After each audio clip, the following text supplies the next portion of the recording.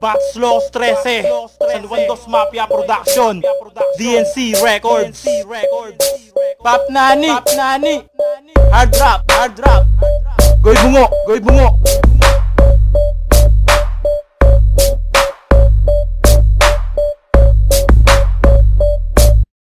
This time for us, are you one of us? Just follow or pass, burn the grass, let your mind blow, and forget the past. Go to church and listen the Father's Mass before you die. I will give you gate pass to hell. No one will listen to you till I tell. To bring you to life, you be saved by the bell. Enter our number and call us in your cell. Batos Locos 13, Pure Blood Cavite, True Pinoy ese. Batos Locos 13, Pure Blood Cavite, True Pinoy ese. Batos Locos 13, Pure Blood Cavite, True Pinoy ese. Batos Locos 13, Pure Blood Cavite, True Pinoy ese. Eto na si Hard Rap, mahilig sa uso, para ba suntok ni Onyo bumubuluso. Sa mga kumakalaban, lahat kayo gulo.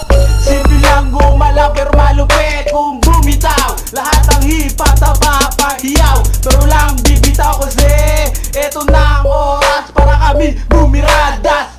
Sa loob ng 24 oras, kami hindi aatras.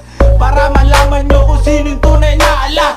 Sino ba kayo? Huwag nyo nang tangkain, kalabanin ako. Para lumiliyab na bato, mga rapper magkakagulo. Pag napakinggan nyo to, mga siraulo'y titino.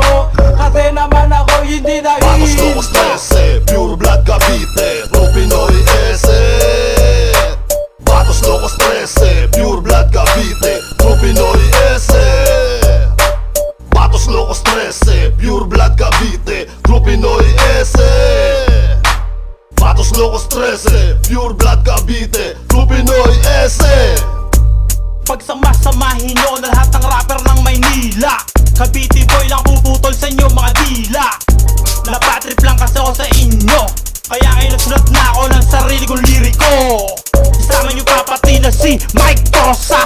Itatapat ko na siya kay Ferdinand de Vega. Veterano tawag sa amin dito, kasi noong pamagal na aming estilo. Yan ang Pure Blood Caviteño, Pop Nani nga pala ang AKA ko. Aming liriko inyong pakinggan, na magkaroon na laman ng inyong mga bumbunan. Kasi kulang pa inyong kaalaman, ikukumpara sa tulad naming mga batikan. Batos Locos 13, Pure Blood Cavite, True Pinoy ese. Batos Locos 13, Pure Blood Cavite, True Pinoy ese.